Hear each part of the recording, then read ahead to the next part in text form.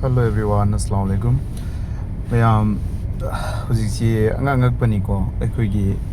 kedaurija. Haomee Federation je Eikhoigi mathong maram naidaba illegal loiba logi mayokta ngakta Eikhoigi sarkar ji makhoigi khudum da sanbagum makhoigi power da leibagum tawraga ngangning mangangiba. Makhoi sine Eikhoigi police station da salaga complaint tawje Eikhoigi police station dona phajan birade kwai phagada madu di pen ga da mai thamoisi. Aduga amana Nakhoi na Eikhoigi yambara istampak ne aduga Riyajudin Bogimayum Hapusu Eikhoigi kedaubire maming chalhanbire Nakhoi ni Haomee Federation level kenosina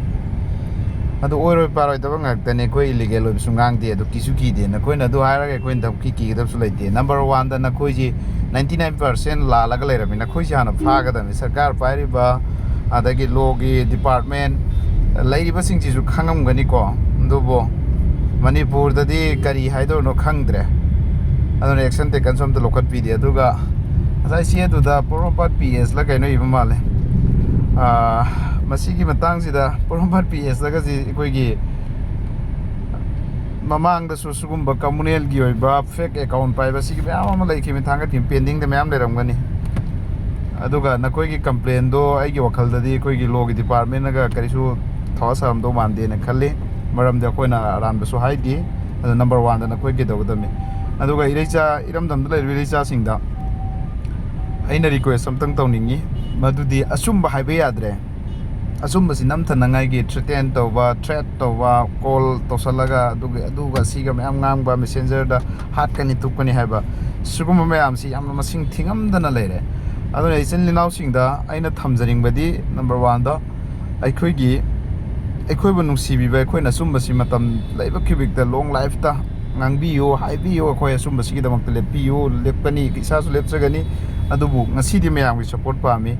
mayamna Eikhoigi kai haitare aiga yambara iska Riyajudin Bogimayum hakka yambara istampaka ani sigi Eikhoina ngangi sida summi amadi lali haibisi asum boraga di support ana force Amuktang tawbiro na idi request tawjari natragadi Manipur se asumba sum namaga chatkadawreba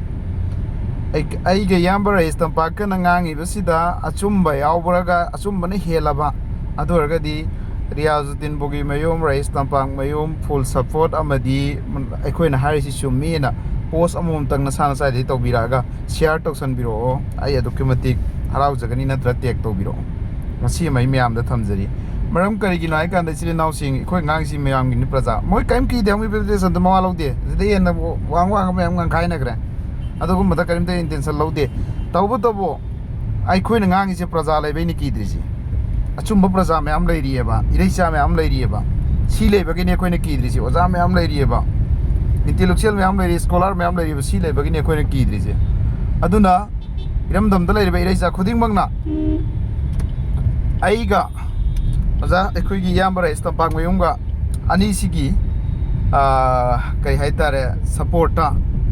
post Amuktang tawbiro na I request tawjari madugi makhada mayamgi Eramdam sida kayamuk Eikhoina lana haige aduga public sina kayamuk asumara je khangi ge si masi yengaba matungda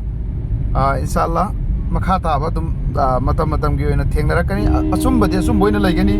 Aranba tawbi yaroi Eramdam thugai bi yaroi Eramdam thugai na ngai honarakpa kudingmak Eikhoigi yegnabane masi ai thamjage Eramdam thugai na ngai honarakpa